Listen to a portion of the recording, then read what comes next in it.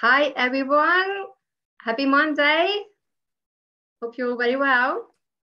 Today, we're back again with Rena with another live cast and invited Katy to talk to us about course creation. Yeah, sorry, that's my Facebook going live on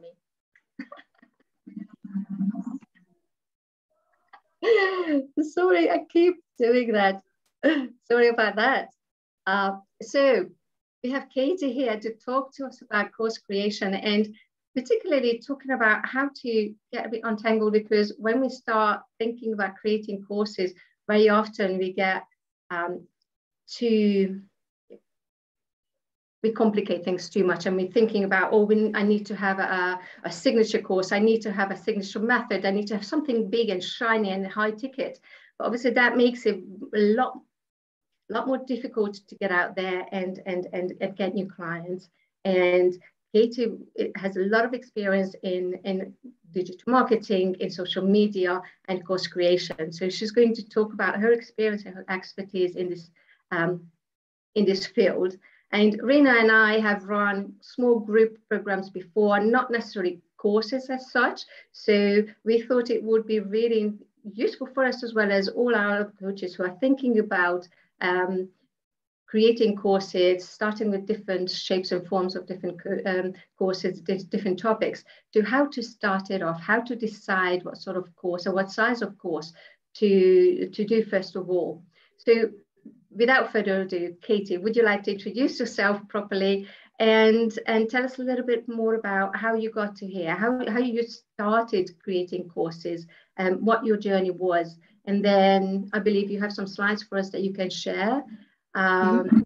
Teach us about course creation.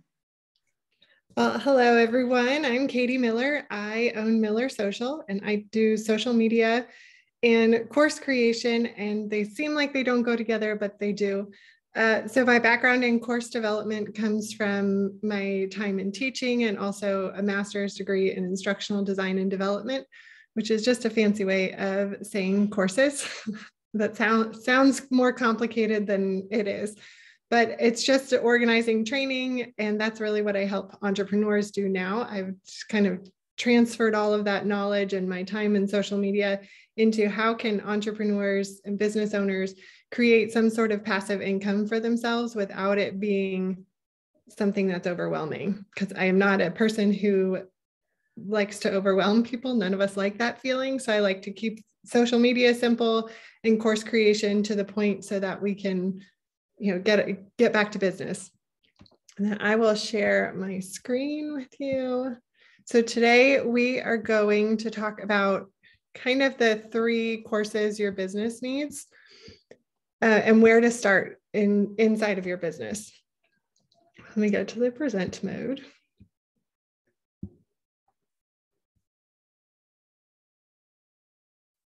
Okay, can we see that? Are we good? Okay, perfect. So this was a little bit more about me, social media strategist and course creator. I have a lot of things going on in my background. I really started my personal business after doing network marketing for 6 years, and I was getting all of the same assets as everyone else in my company. So I had to figure out how to brand myself on social media. And then I pulled in the course creation side of things about a year ago when I realized that I had a degree I wasn't using and I could help people develop their ideas into passive income.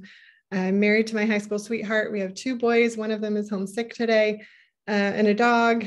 I love coffee, and Target are my favorite things. And I know we're an international group, so it doesn't apply to everybody. So today we're going to talk about whether you have a course idea, and you do, it's just where you look in your business for it. The 3 courses you need in your life, how to get started, mistakes to avoid, and different course platforms, because we can get in the weeds a lot with course development and look at the overwhelm of what do I do? There's a lot of pieces to it. Kind of like things in business when you're like, there's a lot of pieces to this and I need to figure all this out. And there's a lot of gifts in there because that's just my style. So the term e-learning is not new. Courses are not new. Passive income is not new. The e-learning was created in 1999, which was the year Google was launched. So we can all feel that as how long that's been around. But e-learning is not new. It's not something that popped up as a trendy thing to do in the last few years, where business owners are supposed to create some sort of passive income, because I'm sure that we've all heard, you need to create passive income. You need to have this. You need to have something that brings in passive income. We can't be doing things all the time, which is true, but it's not a new concept. And it's something that's been around for a long time. And the growth in it is kind of insane. It has been on a steady incline for years. So the global e-learning market is expected to quadruple in size from around 250 billion in 2020 to 1 trillion in 2027. A lot of that, COVID did help that, because obviously with COVID, we all came home and we had to figure out how to do our businesses if you were doing a lot more in person, things like Zoom, which makes the internet is so awesome because we can meet so many people and reach so many people. So it's not going anywhere. That's the general idea, is that courses, passive income, are not going anywhere. It is not oversaturated. It is not something that you should avoid doing because everyone is doing a course. It's going to be around and continue to grow for years and years. To create a course, if you've been thinking about it or you haven't thought about it, maybe this will put kind of some ideas back in your head. Am I frozen? Because my internet goes in and out. No, I'm good. Okay. So you only need your experience and your knowledge to start when you create a course. You don't need anything else besides that. You can get caught up in I need the tool. What tools do I need? How am I going to organize this? What am I going to do? What is it going to look like? But really all you need is what you already know and what you are already doing in your business. You only have to do it once. If you create your course and organize your course well, or program the first time, then you only have to do it once and make minor adjustments along the way. It's not like you're completely starting from scratch every single time. You can also reach more people. So as coaches, when you're doing more of those one-on-ones, we only have so much time to be able to do one-on-ones. So we can reach a lot more people through a course or a program. And when I say course throughout this whole time, I'm not necessarily talking about just a course where you go online and you watch the videos. Courses can be a bunch of different things, and we're going to talk about that too. It's also an efficient use of your time because you can reach more people. You record it once, you do the one-time live, you can reach 10 people versus the one-on-one where you're only getting one. Great passive income. You can also repurpose your content from your course into blogs, podcasts, or social media posts. I'm a fan of repurposing pretty much everything. We don't need to start from scratch every single time we're creating a social media post, or every single time we're doing a blog, or every single time we're doing a training or one-on-ones. There's usually things that we repeat anyway, so you can repurpose your content. It's also not super hard to do, even though it seems like it is. It's a great learning experience for you and your students. There's obviously more money in it, and there's more time for the things that we want to do, like vacation and kids and life. So the course planning process, what I do is this gift makes me laugh, but the combination of the ADDIE model and my experience as an entrepreneur, without going into like a whole master class on what the ADDIE model is and what instructional design is, to give you a brief overview, it's analysis, design, development, implementation, and evaluation. So I take that and apply it to what business owners need. And what I see is that the majority of people aren't spending time in the analysis phase, and it might be different for us as coaches, where we look at it, like we do spend a lot of time looking at what our clients need, but a lot of people, when they start making a course, they don't look at what do my clients need or what do I want them to learn. They just jump right into, this is what my course is going to be. I designed it. This is exactly like my program. We're good. So we spend a lot of time at the beginning of this sort of model of the course creation process, because we need to know that in order to do everything else in our course. So that's why I emphasize course planning as the key to it, not necessarily what your course is going to look like or what your content is. All of that will come, but you need to know why you're creating a course, or what's the purpose of it, or what you want your people to learn. There's also, I listed some of the other common instructional design models. This is just the one that I've used or that I was trained in. It's from the 70s. It's been around for a while. And also obviously combining that with my experience as an entrepreneur. So some myths about course creation is that you need to be, your course needs to be a signature course with 1 million modules. Most people start course creation and they say, I'm going to create my signature course. And I know it has to be long and it has to be really transformational. And I want my clients to have this huge like epiphany of what's going to happen for them. That's not what it has to be. You can eventually get to a signature course, but also if you think about how much time your clients generally have or how much time we don't have a lot of time to create these things. So we want something that's using our time efficiently. The second thing is you need to know what type of course you will make before mapping it out. That's not true either, because I actually don't want you to know what kind of course you're going to make. I want you to focus on the ideas and what the outcome is going to be.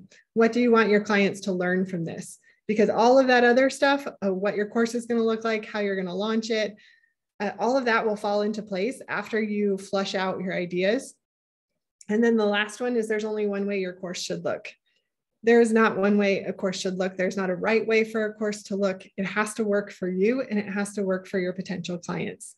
That's it. There's not a correct way for a course to look or how it should launch or how many modules it should be. There's none of that. There is a right way for how to organize your course, but there's not a right way for how it will look in the end. So let's talk about whether you have a course idea. So the short answer is yes, you do have a course idea. The long answer is it's complicated. So course can be anything that gives your audience some sort of transformation, a skill, they learn your system or a process. If you think about whether you have a course idea, and maybe you've thought about this already, some questions to ask, is there something that your clients, your friends, or people in your DMs always ask you? So are you going over the same things in your one-on-ones? Are you covering like a basic level of understanding before you move on to the next level? That's all things that you can turn into a course so that your clients coming to you for one-on-ones or group programs can cover this basic and you've got them all on the same page. And then you can dive deeper into the work. So you're spending less time on that kind of introductory things. The second thing is, do you find you repeat yourself with clients a lot? So along those same lines, if you're saying the same things over and over and over again, that's a great place to start with a course, because you can turn that into a course and say, okay, before we jump in our first session, watch this. Here's a quick video for you, or here's a mini course for you that you can watch before we dive into our one-on-ones so you're prepared. And then the last one is there a topic you're passionate about? So, you know, when people ask you, is there something you can talk about for 30 minutes without any preparation? It used to be one of my least favorite questions, because I think there's so many things that we can talk about without any preparation. But if you think about that, that's the thing that you're excited to talk about, that you could like flip on right now and you could talk about it without any prep. Those are the things that are great for a course, because it's not something that you're going to be spending a whole lot of time analyzing. You're going to be able to jump in and get started. So let's talk about the types of courses. We're going to start with the signature course, which is your big one. This is the big, huge course. This could be anywhere from like a course, traditional course where you're watching videos and there's maybe 3 or 4 modules for a week. Or it could be your big signature group program. Whatever this is like the massive transformation for your clients. It's up to 12 weeks. The price point is anywhere from $500 to like $10,000. So it's going to be your highest ticket offer that you have. So it can be, besides your one-on-ones, which might be higher. But if you're doing a group program like this, this can be a pretty significant offer. And if you think about that, without getting into math, because that's going to get too complicated, I don't think I've had enough coffee for that. But if you have a $500 offer and you have 1 person coming in on that versus 10 coming in on a $500 offer, like it's a no-brainer to do something that you can have more people get access to it. So this is kind of the signature course, or your signature program is what you're known for. So I put an example of my mentor. Her program is the Social Biz System. She created this as a course for social media managers on how to organize your business. So it's her signature course that she always adds things to, that she is updating, constantly updating. People have access to it for the long haul. So this is her main thing that she's known for mentoring social media managers. So the pros on this one is there's a massive transformation in this course. You have to think people are going to start at this beginning stage, but then they are going to have a huge shift or change by the end of it, whatever it may be, whether it's your system or your process. It's also a huge income opportunity. There's more access to you. It can replace your one-on-ones. You can also have live elements with this. So this is not just a, when I say it doesn't have to look a certain way, it's because you can make it look how it works for your clients. The cons of this is it's pretty time consuming to put together your signature course, obviously, because it's your biggest one. It's your most like high ticket offer. So it's going to be time consuming. It's pretty tech heavy. And there's probably going to be more time for you in terms of live calls and of course the creation side of it. So putting it all together, the filming the videos. It also covers a lot of material, making it hard to organize well because people want to throw in all of the things. We want to give our people everything. As coaches, we're generally like that, is we want our clients to get the best. We want to give them all the things and help them and do what we want to do to help them. But it's also really hard to organize all those ideas in a way for people to get from start to finish, because we want them to finish your course. We don't want someone to buy your course, start it, and fizzle out because the lessons were too long, or fizzle out because it's not really applicable for them. So it can get hard to organize it because there's so many ideas and it's longer. Some places to start for your signature course, if you're thinking about something like this, look at your one-on-one sessions and what are you doing in your one-on-one sessions? Is there a process you take your clients through? Most likely. You most likely have a system or a process that you're taking your clients through already. The group programs that you already have, your group program could also become your signature course, your signature program where you do have more live elements, so it feels more hands-on like that. But if you're thinking about this, just look at those and kind of the process you're taking people through and how can you turn that into a passive income offer. And just because it has a live element, it doesn't mean it's not passive income. People are still buying your course and you might be live launching it, but you're still getting access to more people. So the second one is your focused course. And this is 3 to 8 weeks. The price point is lower. This is kind of a main offer. It's a good point for people to come in if they're not going to go to your big, huge offer, but it's a good point for people to get a little bit more access to you, a little bit more information. It's focused on one area. So an example of this is there's a course called the Instagram Strategy Made Simple. And all it's doing is focusing on your Instagram strategy. So if it were a signature course, it might talk about all of your social media strategy. And if it were a mini course, it's going to talk about one thing like Reels or hashtags. It's not going to talk about all of them. So your focused course is really around one topic or one area.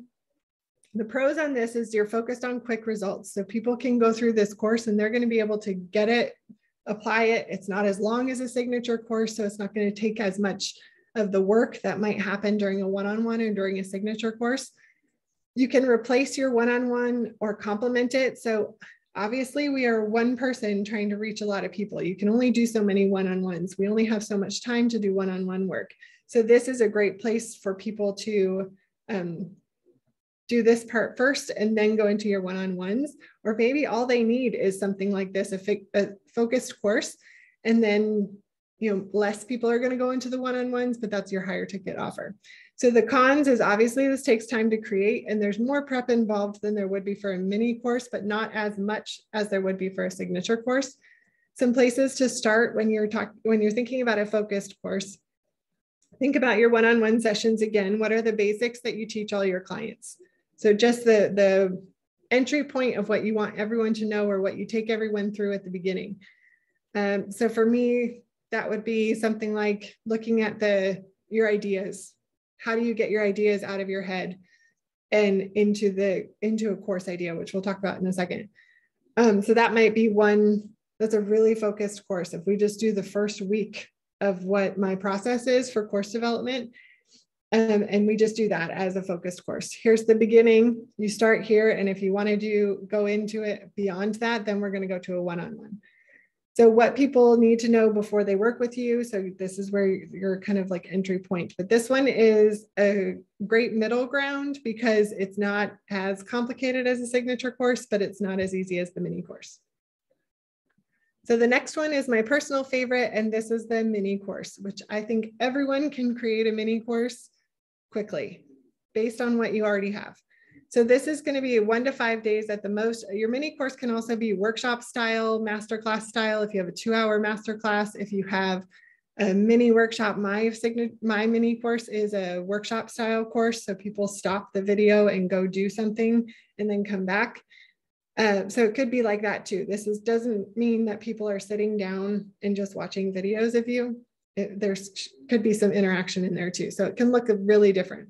The price point from this is going to be pretty low because you want people to have that entry point to you.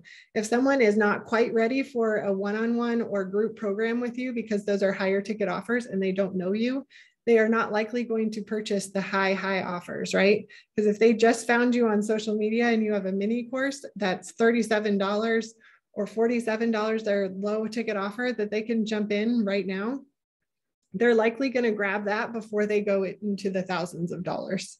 So I put my mini course as the example, which is Simple Reels That Convert. It's a 45-minute video where people are going to create 3 reels. There's quick transformation. It's direct and to the point. We're not spending a ton of time. It's $47. My course had a 50% conversion rate on the first launch which is high for courses, because normally you have like around a 10%. And I say that because it was quick to grab. People wanted Reels results right now, and they could do that. So they could watch one video and they were done. And it was just a workshop style, me talking, going through slides, kind of like this. So you can turn things that you're already doing into a mini course. The pros of a mini course are obviously that it's less content, so it's going to take less technology. You can do a quick launch and have a quick turnaround on creation. It's not going to take the weeks that it might take to do a signature course and organize all that. It's a great first tier for your client, great entry point for people on social media who don't know you. It's easy to make evergreen, which just means it's easy to let it run on its own, where you might have to do like launches every so often and kind of push it every so often, but it just kind of lives out there. So mine is in my links in my bio. People can go into there. They like my reels. I mention the course every so often. They go to my bio, they purchase it. And then, we move on to the funnel after that. The cons are that it's hard to keep it super focused because we want to give so much to our people that it's really hard to keep it focused on one topic and just give that one transformation in one area. It's really hard to do that. You think it's not as hard to have it focused, but it is really hard to not give everything. Some places to start would be look at the freebies that you might have now, or common FAQs that you have, or a favorite topic that you have. These are all great places to start to look at what you might be able to turn into a mini course. If you're looking at freebies too, and a great way to look at it is if you have one that's super popular, then you can add a video to it and make it a mini course offer. Really easy to add something that you can have a quick turnaround. So my pro tip will be, do not choose your course type first. Don't go into course development saying, I'm going to create a signature course. I'm going to create this. You can do that with a mini course because they're a little bit more faster turnaround, but don't go into your course planning process thinking this is how it's going to look, because it might get completely turned upside down and likely will. So my advice to you is to write down all of your ideas. So do a brain dump, do a list, do a mind map, and get all of the ideas that you have in your head, all the topics that you have in your head, out of your head and onto a piece of paper. It might look like a jumbled mess, but we don't want it in your head because it's a lot harder to kind of work through everything. So definitely write it down. It doesn't have to be organized. It doesn't have to be anything that looks like a course. All you're doing is getting your ideas out of your head. And then think about, what do you want someone to walk away knowing? What do you want them to be able to do after the course? Do you want them, what transformation do you want them to have? Do you want them to be able to, for me, I wanted them to be able to be comfortable with Reels, and then maybe they're going to move into a one-on-one with me. or longer term, and they're just like, I really don't want to do reels. I tried, but I really want you to help me, Katy. That would be the idea. Like, what do I want someone to walk away knowing from my mini course? What do I want someone walking away knowing from each one? Just if you think about just what's the transformation, what's the end goal?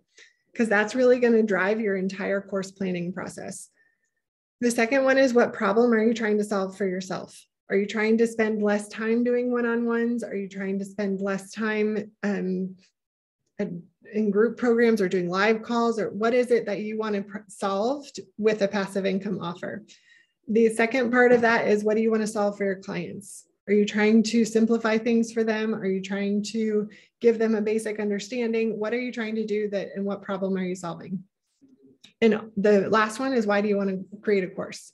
So if you think about all of these things, this list of things, this will get you started in the course planning process before you decide that you're going to make a mini course or a focus course or a signature course, but just getting your ideas out. This is part of the analysis phase of course planning, is where you're just like, let me look at what I have and what I could create from this, instead of I'm going to create this from it, because your clients might not need it.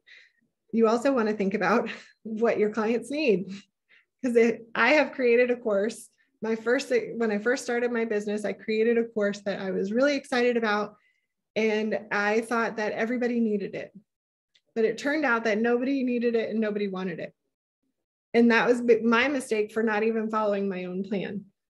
And when I started, I was like, everybody needs to know how to do this. This is the basics. I'm so excited about it. I was excited about it, but the problem was nobody needed it. So when you look at your ideas, think about that too.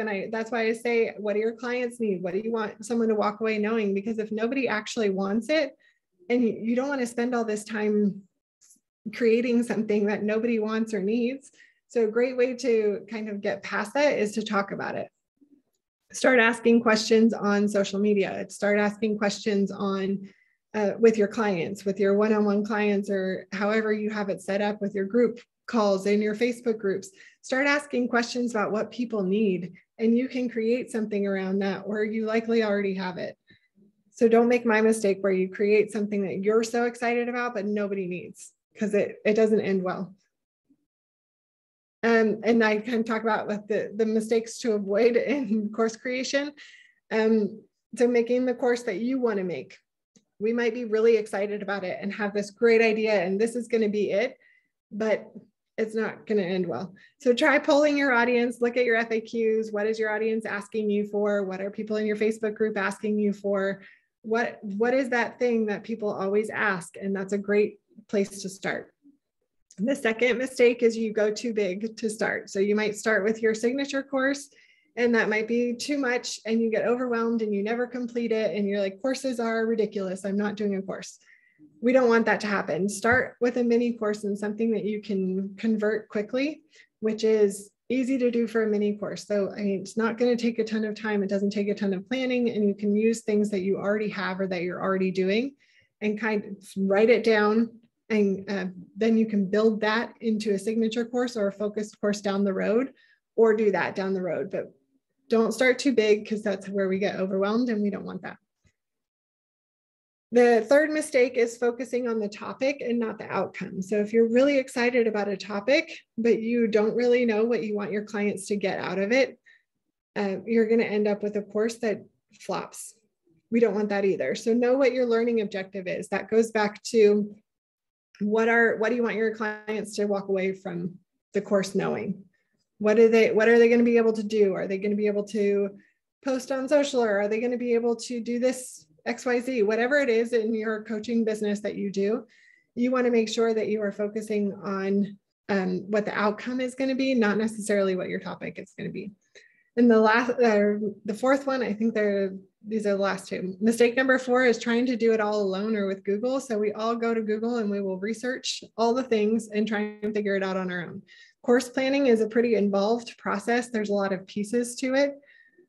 So you have to either have someone help you, or try not to do it by yourself, though, because it can get really overwhelming, and you end up never doing it.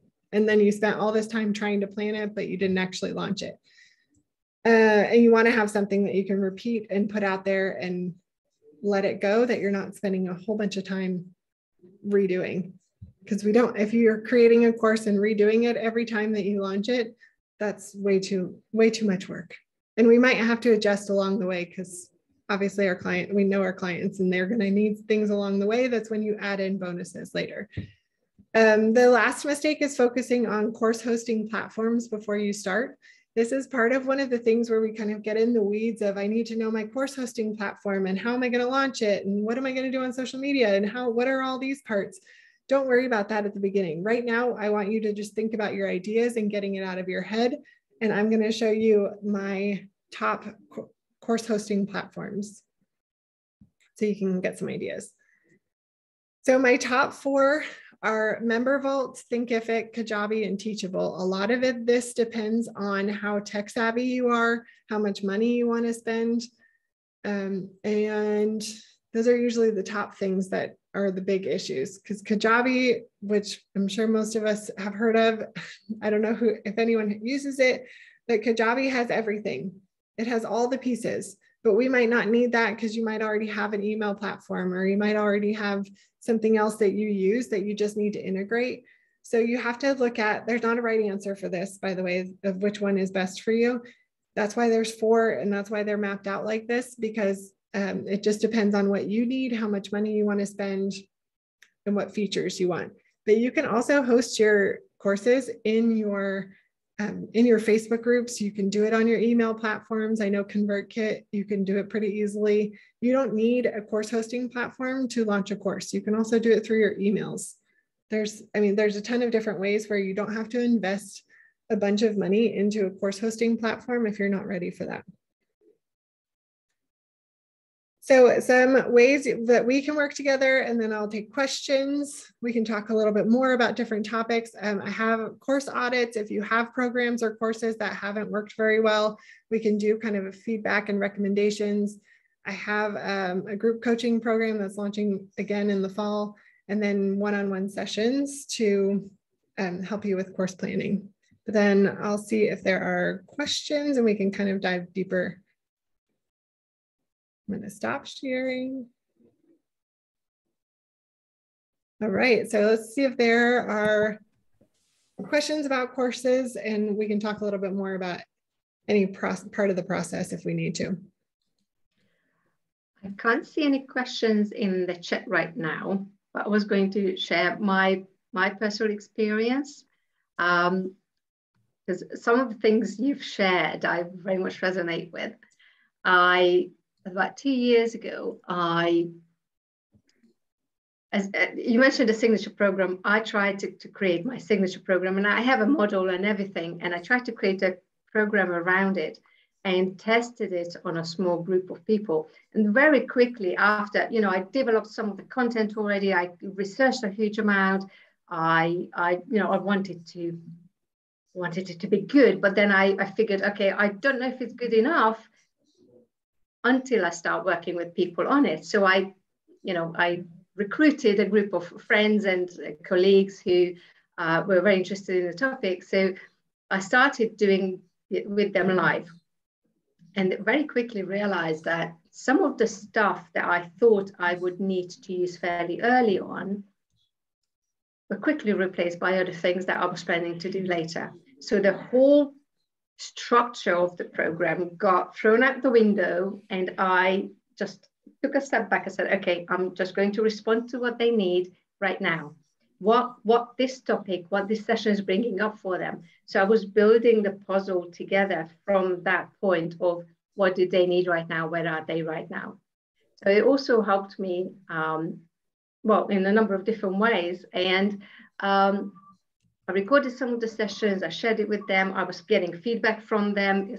I'll be honest, I did it free, just as a test, as a beta test, and also just as a learning process for myself.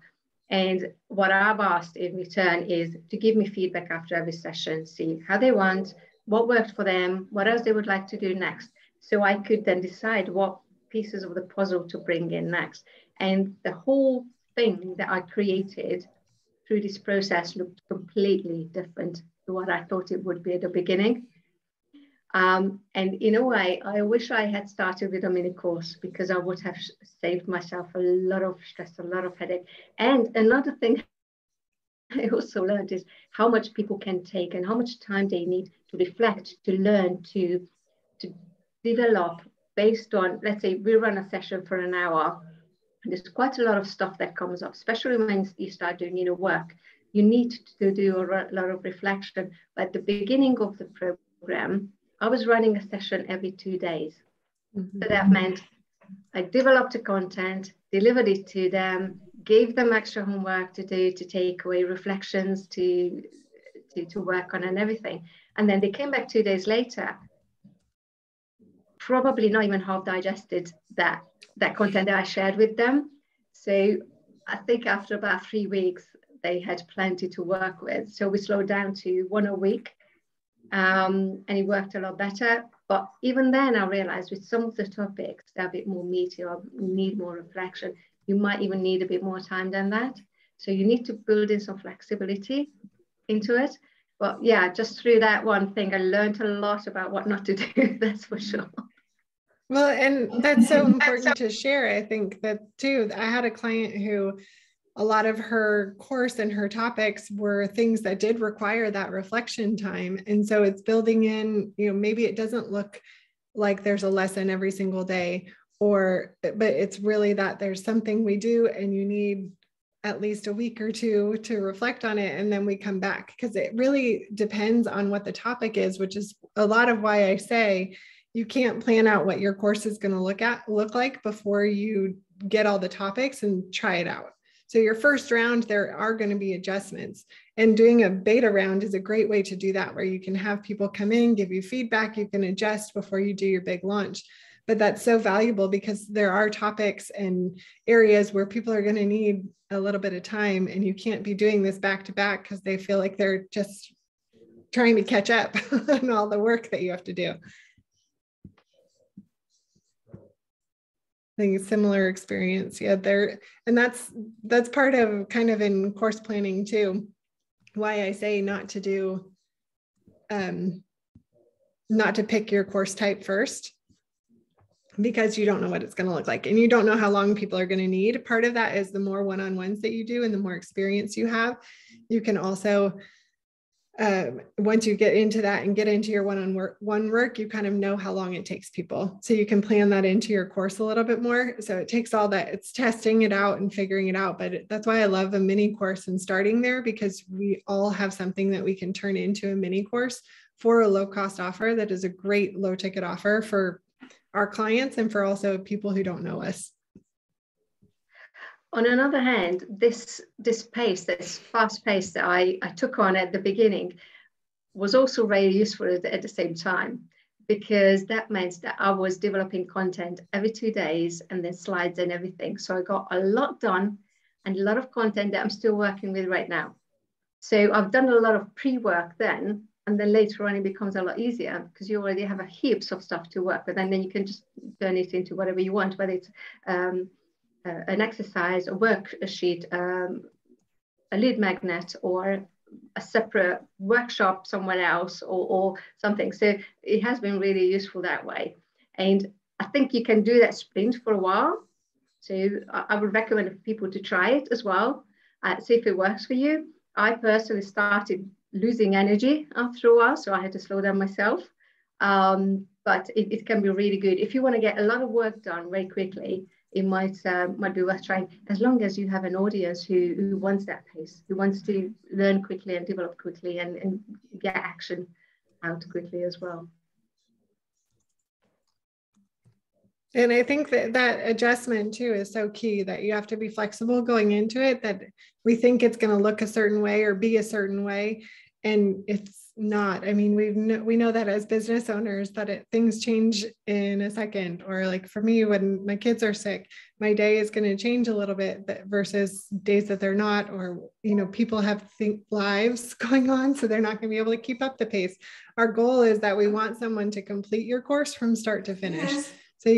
So you have to think about that sort of how much time are people going to be able to do, and how much time can people give to this?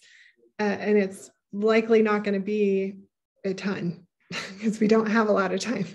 Yeah, we did that when, and that was at the time of the first lockdown. So everyone was at home. And partially we did that on purpose as well. I did check in with them before we did this. Are you going to be okay with that? But I know very well that that was a one-off in probably in our whole life.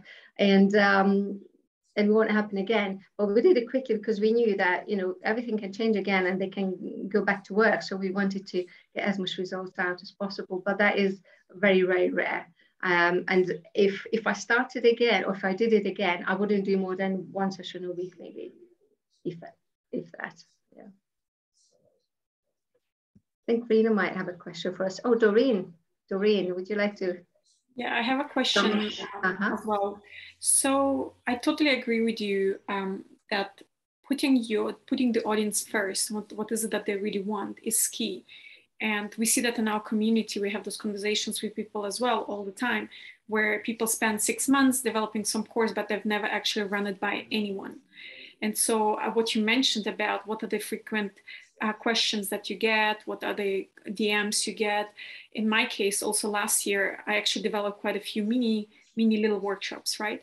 And it was literally based on me repeating over and over again the same thing. Why is it doing? What's going on with our spotlighting today? Apologies. And so it's literally me repeating myself over and over again. I'm like, okay, I'm done repeating myself. So I'm just going to run a workshop, record it, invite people to it, and just throw it out there. And many people, there are, especially beginners, there is kind of like this fear of actually reaching out and asking for strangers. I've run brainstorming sessions. I've run all kinds of interactions with the community to actually identify then certain topics. And it wasn't planned. It was just so happened that I kept repeating myself, and then workshops kind of like emerged out of that. What advice would you have for those people who are afraid to actually reach out to people first, start networking first, start having conversations first, and then based on those conversations, kind of like start developing courses? What advice would you have for them? I think the best is, I ask it in my stories on social media a lot. I will ask for feedback on something, or I will say, do you need this? Is this something you want? Is this something you need?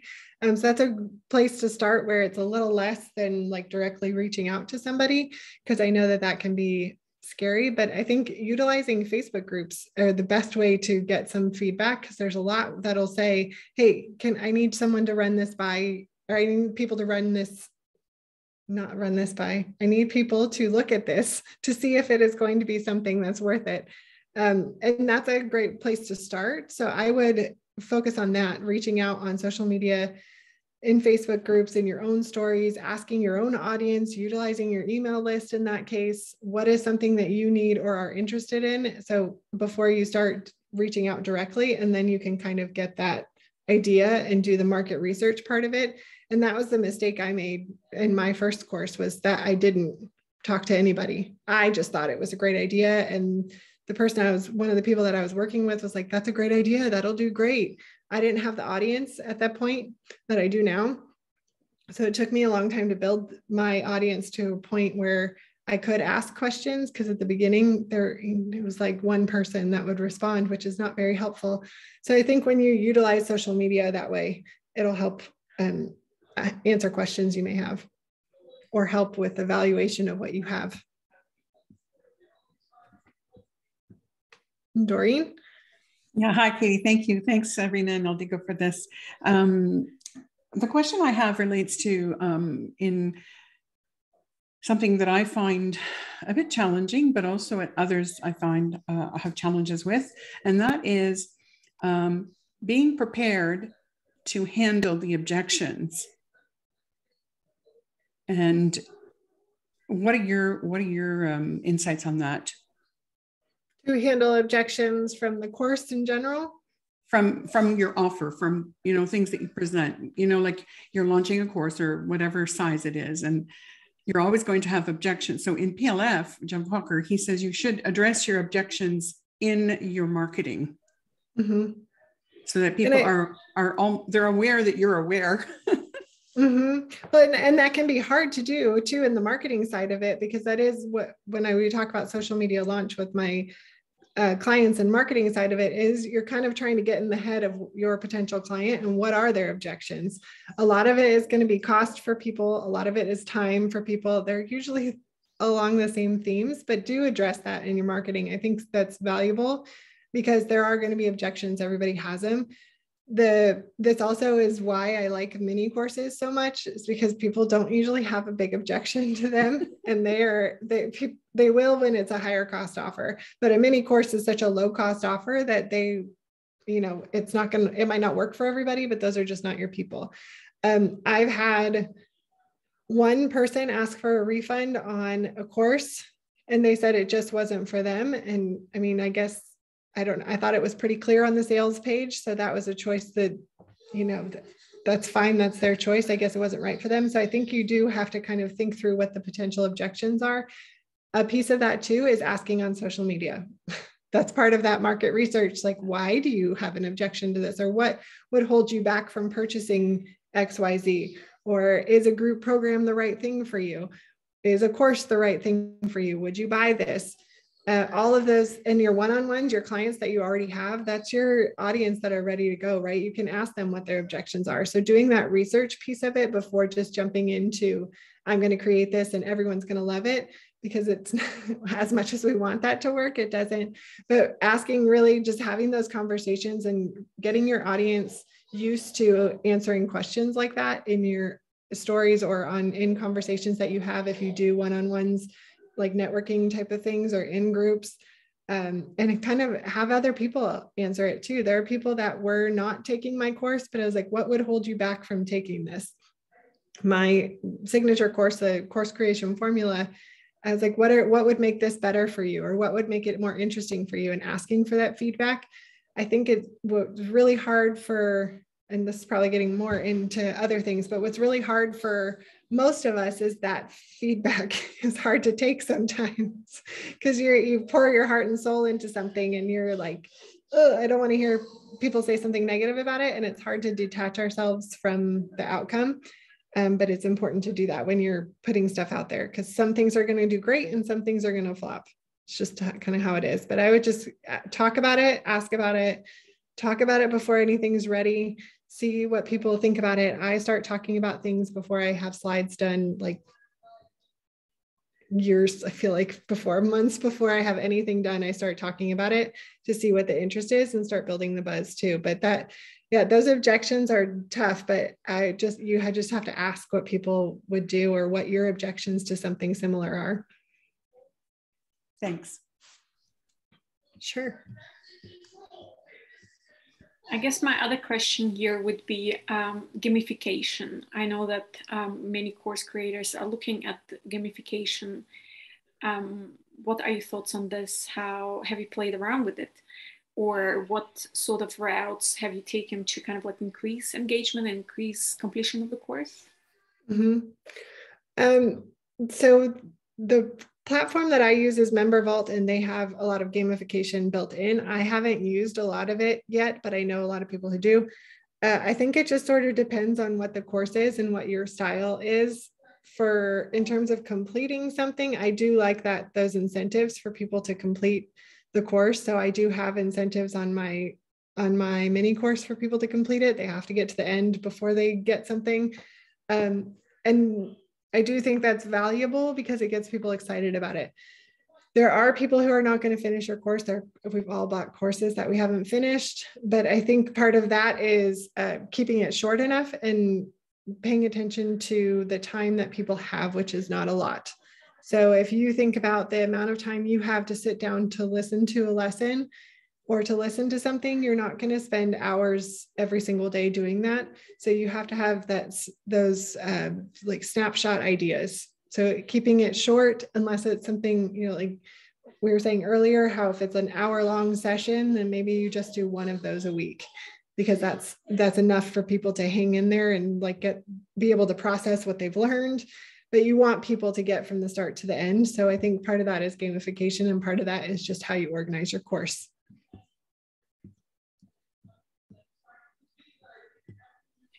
coaches specifically, I mean, those courses that I bought, for instance, Evan Pagan's courses, he's very scripted. He records his courses. It's short snippets. Some of them are longer, but it's actually very structured, and you have like your videos, you go with it and such. And, you know, there is a platform where you access it and you can see it. And it's basically him talking to a camera, and it's very, very structured and scripted. And many of us who think about courses, this is what we imagine. And it sounds like a lot of work. And then I bought, for instance, Christian Michelson's course, because he's also a coach. And when I looked at his content, it's nothing but basically him inviting a bunch of people on Zoom and him talking about a specific topic and maybe drawing something on the whiteboard once in a while, and that's it. And he is making lots and lots of money. So to me, it sounds like it's very kind of like low effort course, and he still gets to sell it. He still gets to do it. And personally, I think that would be probably more my style, because it just looks like it's less effort, and you still get the same results. So it's a personal preference. So what are your thoughts on that? Do you also do this type of kind of like course creation where you just decide on the topic, invite a bunch of people, record it, and that's it? Yeah, I think that's a great question, because it does look so different for everybody. And a lot of that depends on your brand and your style. For me, I don't do super polished and super edited anything. Even my podcast is not like, I just don't want to spend the time nor the effort to do all that, because it's a lot of work, but it's also not my style. It's just not my style to be super scripted and super like perfect videos. So it just depends on your brand, and it depends what's going to work for you. So if something more casual like that, you know, doing a workshop style, recording it, or doing a webinar type of thing and recording it and then turning it into a course, whatever fits your brand and your style, that's what type of course you should do. That's why I say your course type and what your course looks like is going to be different for everybody. I can't say this is what it has to be for everybody, because that's not everybody's style. So I think it's really important to think about what works for you, how much effort you want to put into it, how much time you want to spend.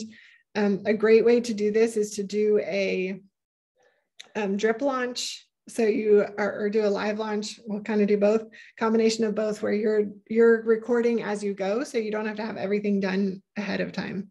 Because I think that part is like, I need to have every piece of the course done, all the worksheets, all the supplemental things, all the things done before I start my course. And you can do it as you go, your first round, and kind of like a beta round if you wanted to do that. And then figure it out as you go, or people ask you questions and you say, okay, that video is coming next.